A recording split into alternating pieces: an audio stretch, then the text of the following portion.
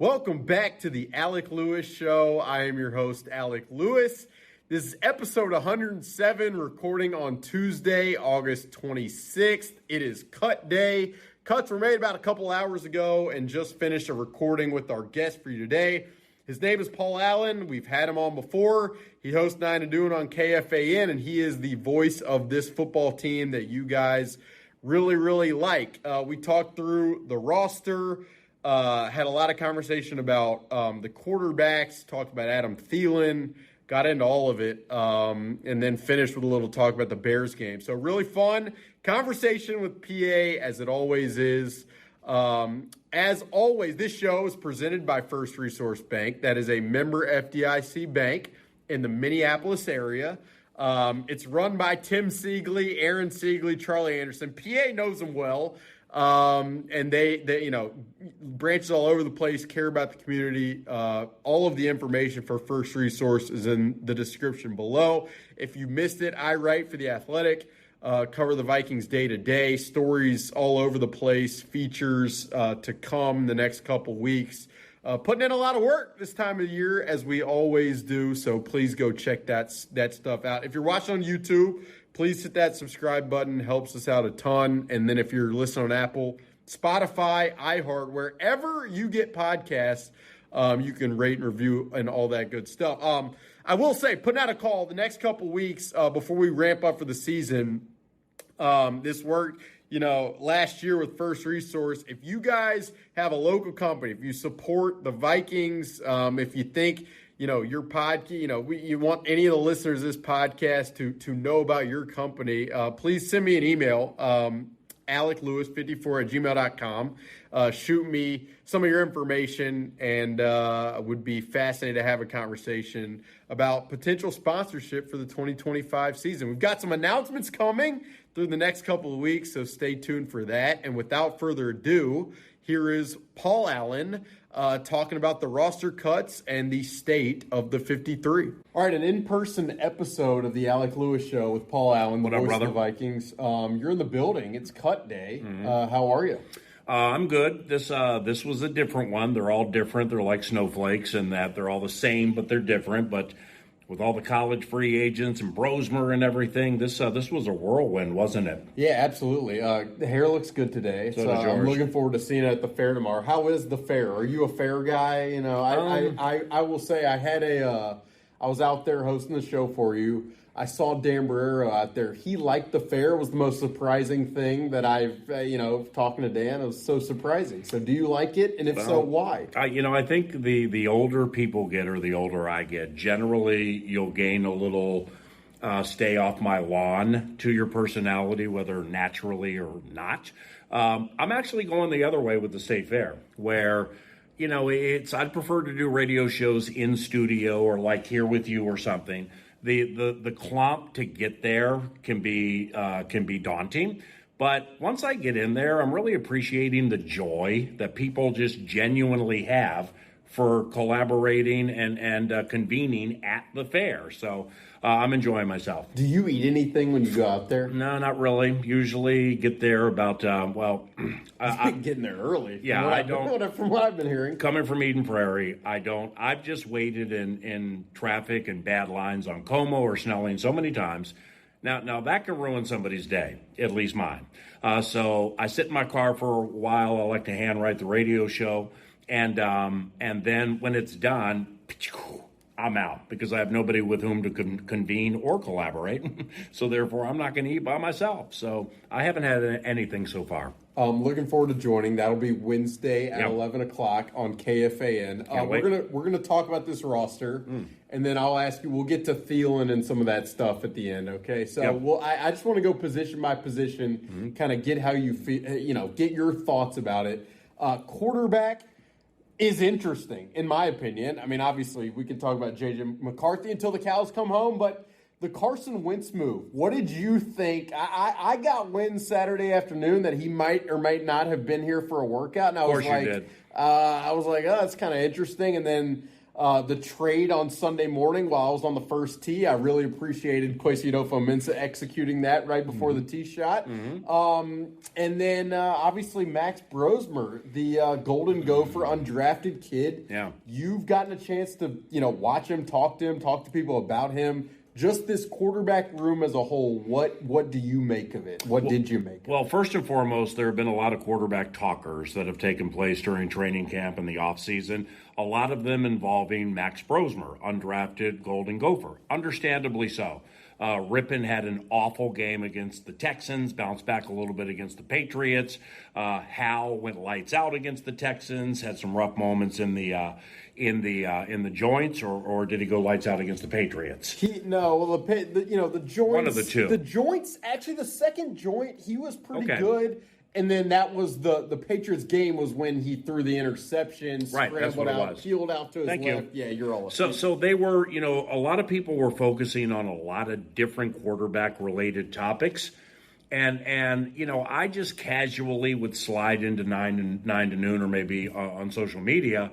That's great and everything. Let's not forget about number 9, okay? That's the investment. That is the then, now, and the to be. Yeah. So let's not forget that because Chicago's on the horizon. Now, you and I have chatted a lot off the Alec Lewis podcast or 9 to noon on KFAN about Brosmer. And I haven't done this yet, and maybe your elite football mind can go quick twitch on it. Go through all the rosters in the NFL after the cuts and find me undrafted rookies or second-year guys who are making active rosters. So Elijah Williams, great. We've seen it before with defensive linemen. Joe Huber, we've seen it with offensive linemen. You don't see undrafted quarterbacks make active 53 rosters. You got Dan Orlovsky tweeting about him. You got Baldy breaking him down. JT O'Sullivan. Yeah, with the quarterback camp or quarterback school, whatever he calls it. You got young Alec here tweeting about him every single day. So there was when things live up to the hype, that doesn't happen often, okay? Like, think old school prize fights. Can't wait for this thing. Oh, it was terrible. Well, Brosmer was hyped, and he lived up to it and made the team and got Sam Howell traded. So you just don't see things like that happen very often. The funniest thing to me is, as the Brosmer stuff, after we saw him a little bit in training camp and saw him in the first preseason game, I had a conversation with an AFC executive. Yeah, how was Thomas Dimitrov? And I asked him, I was like, did you look at this? One of his roles is to evaluate college talent. It reminds me, I forgot to text George Payton back. Yeah. No, but one of his roles is to evaluate college talent. He's like, was that guy who was up there in Minnesota? You're like, you didn't know? You didn't do any work on this guy? And the interesting thing is, are you kidding me? Kevin O'Connell watched him at the Pro Day 2 years ago. Kevin's talked about this a ton, and he impressed Kevin, and Kevin filed it away. And so you can best believe Kevin wasn't going around to a lot of his colleagues talking about Max Brosmer because I think he really felt like there was something there from the first time he saw him and got to talk to him. Right. But it is pretty crazy. Mm-hmm. It's the funny story, Gophers quarterback, but he is, you watch him, and it's just back foot, gets the ball out, right decision, anticipation. Pretty nuts for a guy who wasn't drafted. There was a play in the Titans game. All right, so Bursich, Lieber, and I are calling it on KFAN, and we had Kwesi Adofo-Mensah, the general manager, in the broadcast with us for the entire third quarter. And the plan during that game was to go Brosmer first quarter, Rippon second quarter, Brosmer third, Rippon fourth. Then Brett got shaken up a little bit, so it kind of changed.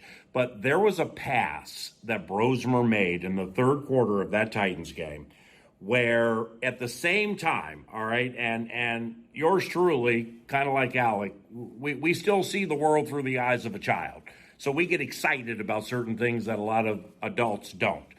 And Brosmer made this throw while Bursich was talking. Kwesi, looked at me and went, so pretend that's me. He went and then just turned around and looked that way. As Bursich was saying, Paul, Kwesi, Ben, Max Brosmer just identified a defensive switch from whatever to cover two as he was backpedaling and then nailed it with a dime. I mean, you chatted with him the other day, wrote a nice story about him. Right before you did. I took your time away from you. A lot of it. I mean, seriously. We were talking about processing the field. And you really want to go down that road? You lied to me. You lied to me and Vikings Media Relations. I should have Spearfish Sammy revoke your pass. Spearfish. You said, do you mind? Because I had this thing set up with Brosmer, and I was really excited about it. And then you're like, do you mind if I ask him one or two questions? So I'm sitting in equipment guy Mike Parsons' office on the couch waiting for Brosmer. That's where we do the chats. And it's like 12 minutes later, and I come out and I go, Alec, are you bleeping kidding me with this? And I'm like, no, you got work to do, too. Well, we were having a great time. He's engaging. We were talking also about his processing ability and how he sees the field. So I really enjoyed doing that. But just quickly on Brosmer, sure. We played that back the next day, last week on KFAN, if you're looking for the podcast. And I don't say this often when I'm talking about players.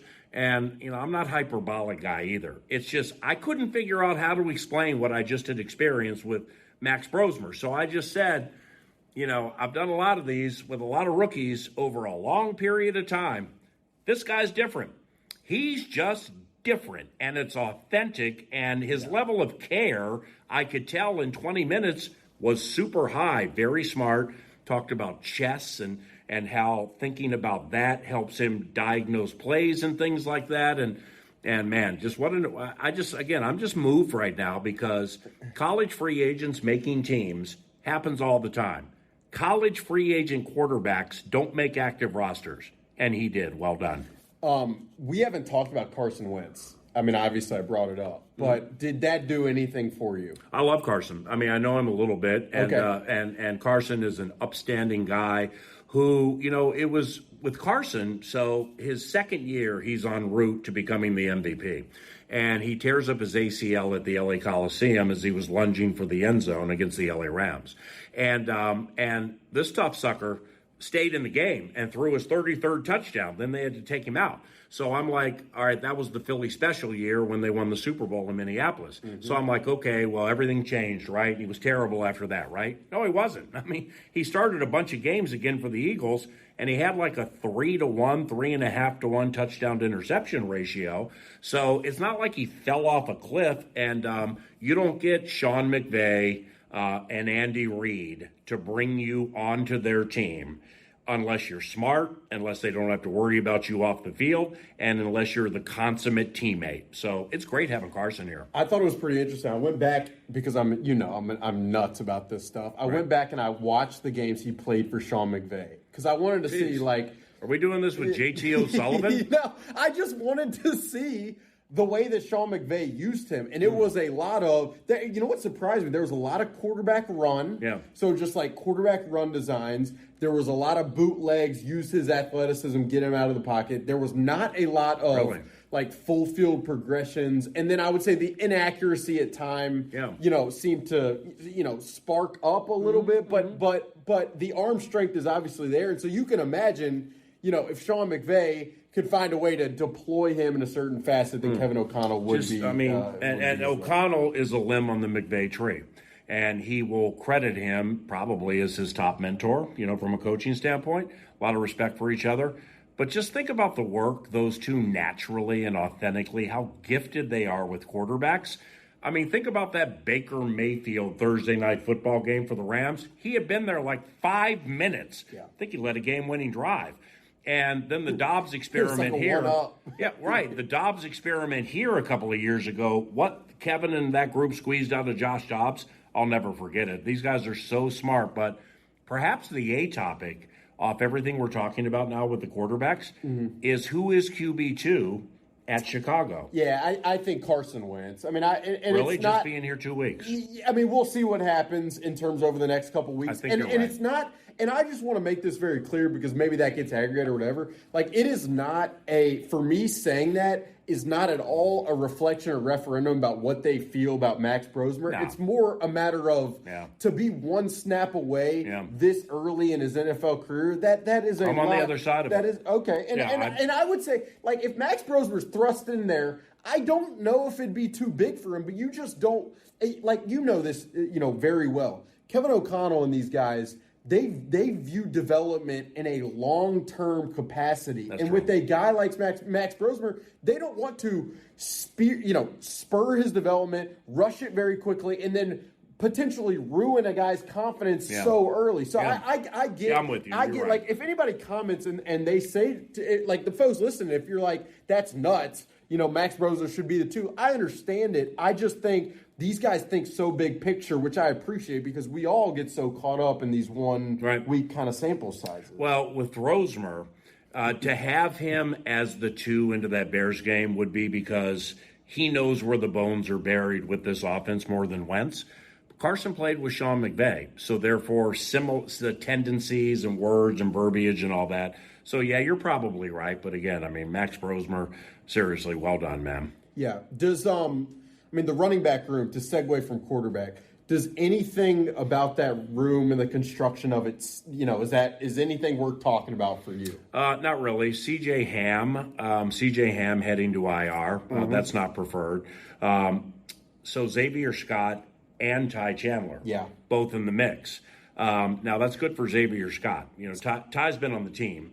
They're both good at special teams, but I wasn't sure what they were going to do there. Maybe CJ Ham heading to IR kind of played into that a little bit. But I'm a Xavier Scott guy, and his level of try and his work on special teams. He's had a great preseason. He'll help this team. He's had a great preseason, Xavier Scott. He can catch the ball. He's been great in the screen game. Even, running the ball in these preseason games, he's found against the Titans ones the other night, he ran for like a 23, bounce it outside, 23-yard gain. I was with you where I didn't really know what they were going to do here.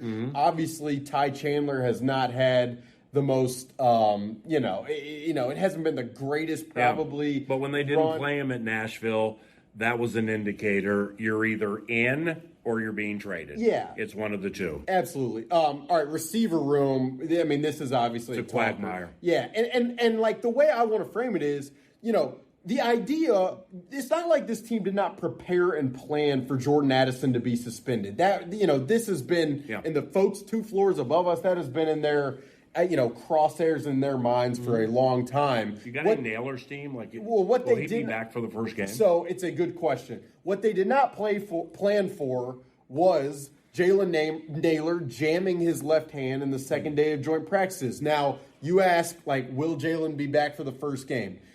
To me, I'm not totally sure one way or another. I wouldn't go strong on it one way or another from what I've heard.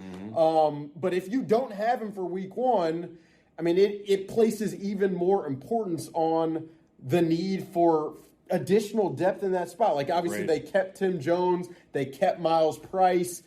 I don't know how much confidence you can really have. Agreed. And even with Ty Felton, the rookie, he's got an intriguing upside, but they need an experienced receiver, and that's why the Adam Thielen conversation has been as prevalent as it's been, specifically because this is not an offense that is easy to learn and apply in a 13-day span. You know that very well, having listened to these players talk about this offense as many times as they have. Well, I do happen to believe that where there was or is smoke, that there could be some fire with Adam Thielen and the Carolina Panthers. I mean, you're looking at cryptic tweets and Instagram things being sent out by family members. And when you get somebody like Adam Schefter, who doesn't make many, if any, mistakes, including in tweets, and Thielen would be happy to return or things like that, that means it's real. And when you also get on the other side of it, that they can't come together on compensation, I just wonder what Carolina would possibly want for Adam Thielen, because like when we started looking at wide receivers, Nordo and I on 9 to Noon, I mean, this is weeks ago, and his name came up, and I'm kind of like, well, why would they want to move him? I mean, Canales wants to win games. They got a bevy of speedy young receivers who are unproven, and he's the perfect guy to have around. And oh, by the way, Adam Thielen is still a minimum 1,000-yard-a-season receiver who still runs some of the hardest, most cold-blooded routes that you're going to see when I watch back his highlights. So, and he and Bryce Young kind of got a nice little thing going last year. So if I'm Carolina, then, man, I don't know if I need a second-round pick or a third-round. I don't know what I need, but I just wonder if it is true, what it is. Well, I think that's the situation. I think there were a lot of people that were like, they do also have a vet guy, Hunter Renfrow, but as we learned Tuesday, the Panthers released Hunter Renfrow. They were not in love with what they got from him. And so Carolina's known the entire time, like he is their veteran slot receiver who caught 60 passes last year while also missing 7 games at a time where Bryce Young really started to trend up. And yes, they have intriguing Ted McMillan. He's intriguing. Jalen Coker. He had a pretty good year last year. Xavier Legette. Like they have Jimmy Horn Jr., your guy. They have some young. Did he make the team? Good question. I should probably know that, but I would expect. He was either undrafted or a deep draft pick. He might lead the NFL in punt return touchdowns. You heard it here first. Alec Lewis Show podcast. You love Jimmy Horn Jr., but if you're Carolina, and to your point, if you're Dave Canales and you need to win games, if you're not just because Adam Thielen does want to come back and you're not just going to give him away. And if you're and similarly, if you're the Vikings and if you're Kwesi Adofo-Mensah and this front office and this coaching staff, how far are you really going to dip into your bag of picks for a 35-year-old on a 1-year? Like it is a challenging kind of situation. But they need a receiver. The segue is if it's not Adam Thielen, there's just not a ton of loaded options. I mean, from the heart, FICA, Fairness and KJ Osborne Act. I don't know if he's the right answer. But nevertheless, I adore KJ Osborne, and he made some good memories here. Shoot, I mean, the team's beaten the Lions, one of the last 6? I think the only Lions win. I think that's the only Lions win that I've covered was 2022 in the right corner of the end zone at US Bank Stadium. So it's now Miles Price is a wide receiver. I don't know how comfortable they are using him on Monday Night Football at wide receiver. I don't know how comfortable they are using him at returner. He'll be active. I mean, he's going to be active as the punt and kick returner, and this is an undrafted Hoosier, so at least as of now, you would look at it that way. But if they bring one in, now remember, if you bring in a vested veteran, I believe that's 4 years or more, and they are on the roster week number 1. So let's just unpack it from the baseline. You got injuries, okay? So does everybody else, but not everybody else has 3-game suspensions. But it's only 3 games, so it's 3 of 17. So you can't treat this like Jordan Addison's going to be gone forever, and so therefore you make a panic move. They're not going to do that because they're too smart and they're too calculated. But nevertheless, it is 3 games. So I absolutely believe they'll bring somebody in, but if it's a vested veteran on the roster week number 1, they get paid for the whole season. So you got to keep that in mind too. My other thing, I've heard a lot of people say that, like it's only 3 games, but my other thing is like, what are the odds that over the course of 17, Justin has something go on. Jordan Addison has something go on. Jalen Naylor has something else. So it's also, in my opinion, it's insurance for the duration of the season as well. Like that's also how I view it. But I mean, you mentioned KJ. But you got to look at Hawkinson as a receiver. I mean, no question. We know he's a receiving tight end. We've talked about it a million times. Caught 90 passes. But you got to kind of elevate that a little bit now. Like, we got Jefferson. Addison's come back. Naylor's healthy.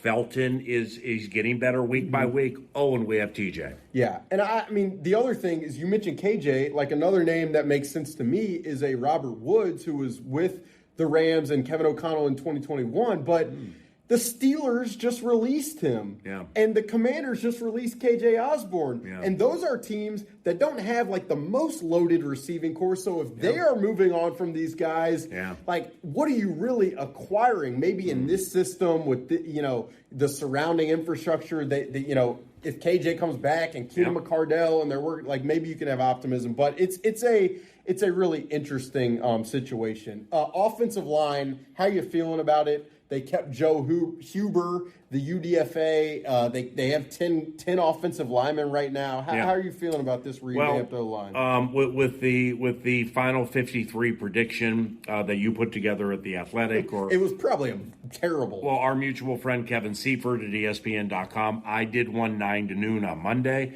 The only one that I got completely right was the offensive line. and that just was things that I heard about Joe Huber into the first preseason game. How is Chris Cooper? He's doing great, but I didn't hear it from him. But I heard some really good things about Huber, comparatively speaking to some others. And with Huber, it just was a feeling that if you put him on the practice squad, you're probably going to lose him. I mean, it's a high chance. So then you got Rouse and Juergens, who you kind of knew would come back. They drafted him. Brandell went lights out had a good camp. at guard. Yeah, pretty much the whole camp. Then he had to play some tackle. But exactly with Blake Brandell, think back to the Ravens game when Harrison Smith was a late scratch. Cam Bynum had to make his first start. Game against Lamar and everything. Well, Brandell was the extra offensive lineman in that game, so they went unbalanced and moved him all over the place. And that really, truly is what he does best. So that Swiss Army knife thing, that's good for Brandell. And then you get to Huber. But to keep 10, you got to pull from somewhere else because generally it's 9. So good for Joe Huber, good for these college free agents. Yeah, I mean, and I guess, like, where are they pulling from? I mean, right now, and this is a leap. We'll get back to defensive line, edge rusher, linebacker. But the cornerback spot only has 4 guys in it right now. And it's Byron Murphy, Isaiah Rodgers. Yeah, Tavierre Thomas, he's a veteran. And special teams guy. Yeah, and I think he and Ty Felton, from what I saw during the Patriots joint practices, so you got, here's Ryan Wright, the punter. We're going to boom it away. But on the outside, you have the gunners. All right, so think Marcus Sherrills, elite gunner, old schoolers, Jake Reed, Joey Browner. So those positions, Najee Thompson of late, those positions are important. Thomas and Felton were unblockable in the joint practices. And I really hadn't paid a lot of attention to 37 until he kind of jumped out at me during those drills. But he plays corner. He can play corner and safety. He's got some hybrid to him. I think a lot of this, Alec, comes down to is what are they going to get out of Jeff Okudah? Now, with Okudah, let's not think Neon Dion, Darryl Green, right up on you, Sauce Gardner, I'm going to run wherever you run. Yeah. It ain't that, in my opinion. But for Vikings fans from a few years ago, when the Vikings went to Philadelphia for the second game of the season, it was the Jefferson Pylon game. Well, Darius Slay beat our guy up at the line of scrimmage. Yeah. And there should have been some flags, but there weren't. First possession, he shoved him out right at the sideline. Yeah. Next week, they hooked Detroit. Well, there's Jeff Okudah. I remember that. And Okudah did the same thing. He watched the film, and then Jefferson and O'Connell eventually got around it and changed things. But that's what Jeff does. So, certainly not speaking for the team, and I'm not, not trying to pretend like I'm an elite defensive coordinating mind here. But I think Okudah's role is going to be is that he's strong, he's big, and he's fast enough that at the line of scrimmage, I'm going to jack you up, and I'm going to take you right out of your route, and we're going to let Byron and Isaiah do their things. But the A topic with all of that is this rush is going to be one of the, if not the best in the National Football League. And that's the bet they're making. If you can keep Hargrave, Allen, and that whole group healthy and going well. Yeah, I mean, that's the bet. You're really, wagering that your pass rush, that the energy and the juice of that unit will make things easier on the back end. But still, even if that is the wager, in my opinion, you got to get some kind of veteran, experienced player in here, alongside of Jeff Okudah. Well, you do. You have Murphy and Isaiah Rodgers. No, another one. Are you talking? Well, McGlothern. Okay, McGlothern gets Mackay traded and beats your Utah guy, the guy with the long arms. Thank you. But nevertheless, you obviously, with all due respect, don't want to get back to that if you don't have to. And there are people down Houston Texans way who would say Jeff had a really, really rough run last year with the Houston Texans, but that doesn't mean Flores is going to use him the way D'Amico Ryans and that group used him, which doesn't make it bad for them. It's just same fishbowl but under different rocks. You don't have to. I don't think you have to. I see what you're saying, and I'm not a 1 or 2 out of 10 on it. Maybe a little higher. Like a Gilmore or like what they did with Shaq Griffin very late in the equation, maybe something like that. Yeah, no, for me, I would be close to a 10 on it. But would you really? Yeah, I would. But I the other thing that is probably worth mentioning too is they deploy so much big nickel. So meaning three safeties, where Like the whole game. where Josh Metellus is kind of the slot defender, so you really only have the two corners. Now, I think the way they looked at it was in their ultimate priority, if they could. Who's this marketing director that keeps sending you 19 red hearts? Yeah, you were looking at the iPad. Stop looking at my phone. Sorry. No, there's a lot of text going on there. There's a lot going on. How is George Payton? Yeah, but no, I will say this: the defensive line group and the edge rusher group. Stacked. It's the strength of the team. Did the Gabriel Murphy wave surprise you? Well, it did, and I want to credit Twitter here, or X, or social media. My only social media outlet is X. So, therefore, whether it's Alec or some other people who cover the team, like when that popped 9 to noon on Tuesday, I was like, whoa, where'd that come from? I mean, I thought for sure but see, then after the emotional part of it left, and then I started looking at X and some opinions that I respect. And then I recognized, well, I knew and have known he's not as good on special teams as Bo Richter. All right, so we got that. True. Well, then the cuts start falling, and the active roster is established, the 53, and Austin Keys and Chaz Chambliss are in the mix. And two more special teams guys. Right, but I didn't necessarily see one of that. Maybe one of them, but I didn't see that coming. But with Murphy, what do you think? I still can't explain it. It did surprise me, but it probably should not have surprised me as much as it did. Yeah, I'd say the other aspect with Gabe Murphy that I would just mention he had a terrible, very serious injury. Excuse me, sorry, this notification pop. He had a very serious knee injury. They only play at Bunkers on Sunday night, okay, not Monday. He had a very serious knee injury last year. Murphy did, yeah. And then he came back. And it was healthy this training camp, but I think with him there is. Or was, or kind of, the risk of re-injury exists, and the other aspect is Chaz Chambliss. You mentioned Austin Keys and Chaz Chambliss. Chaz Chambliss really is it Chambliss or Chambliss? Chambliss. No, but see, you're a baseball guy. You cover the Kansas City Royals. These newbies need to recognize old school. First baseman, New York Yankees, the Reggie Jackson teams. Chris Chambliss.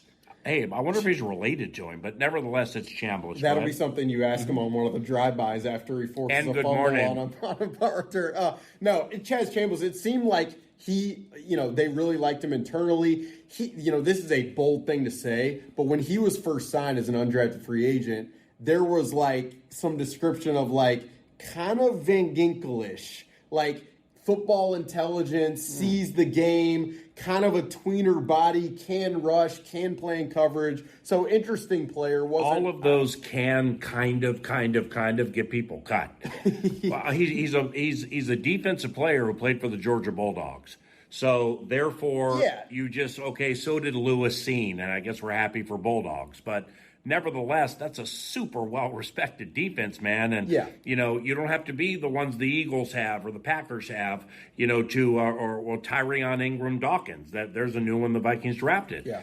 It's you can pull people from those programs, and even if they're undrafted or deep draft picks, they have something to them that played to the collective unit that made the Bulldogs college football defense so good, and he's one of them. Last one for you on the roster, because we've bounced around. The Austin Keys one for me, it was surprising. But the last one, well, Austin was lighting people up this. He was he was explosive. He was another guy when they signed him in the undrafted portion. I was at my sister's wedding. I remember I'm getting texts. Austin Keys is being signed. This guy's pretty. He's rangy. Played at Auburn. I know Auburn, so that's kind of it is interesting to see him make the team. But punter Ryan Wright, he wins the job. Another year. How do you feel about it?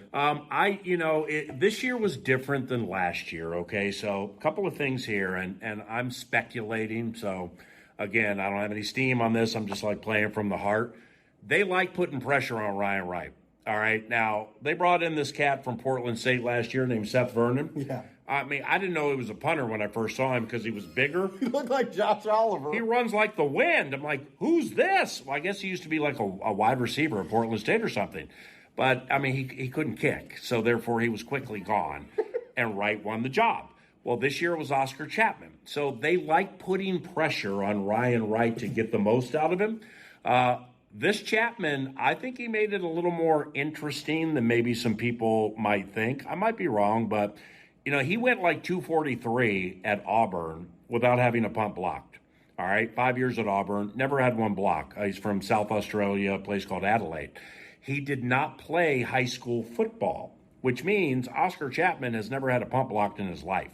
And if you look at the most pressure-filled moments he had when he was at Auburn, they were the Iron Bowl against Alabama. That game's the bomb. And he showed up big time in all of those games. So once I started to, filter that through my mind, I was like, wow, I wonder what's happening here, because I'm quite fond of Ryan, and I think he does a pretty good job. I want him to win the job. And then we're at Tennessee, and we're going to take the snap. And then when it was like that, I'm like, all right, well, might want to go interview number 17 about the Bears game because he probably won it. This is a podcast thing for me. I would never write this. Is holding that hard? It has to be. But the way it's the way we talk about it. Think about catching punts. No, I know. But the way we talk about it here, it is like to be able to hold for Will Wright. You weren't here at the end of the 2015 season. I'm not taking a shot at Jeff Locke, former punter here. I love him, man. Blair Walsh missed from 27 at the College Stadium, and instead of going to Arizona for the divisional round, the Seattle Seahawks won a 10-9 game and went to Charlotte to play Cam Newton and the Carolina Panthers. But the hold, when Walsh went to kick it, the laces were facing him. It's not a good. So, that's not good. Flip. Oh, by the way, everybody's rooting against you on the road. It might be cold, and Sir Poe sending the ball back there fast. Yes, it is a hard job. So in other buildings, because I've only covered the NFL here for 3 years now, do they talk about it the same way they do? Because it is what do you mean? One of the key facets every year in training camp is can the new guy hold? Bruh. It's can he hold? But see, he's holding for things that are going to lead to points. No, it's important. So this matters. No, I know it's important, but it's only it seems like Ryan Wright's ability to hold. Are his hands? Does he LeBron James baby powder them before the game? I don't know if he has meat hooks or I don't know if he has little baby hands. I have no idea. I just know Ryan is a better punter than people give him credit for, and clearly is an elite holder. And by the way, I don't know if this happens, but you got to talk to DePaula, who's a perennial All-Pro. So two-time All-Pro. So Andrew's one of the best long snappers in the NFL. With whom do you like working more and why? And I would imagine they have these chats before they cut people or move forward. But I got to talk to the Alabama kid too. Absolutely. I got to talk to Will Reichert and honestly be with whom are you more comfortable?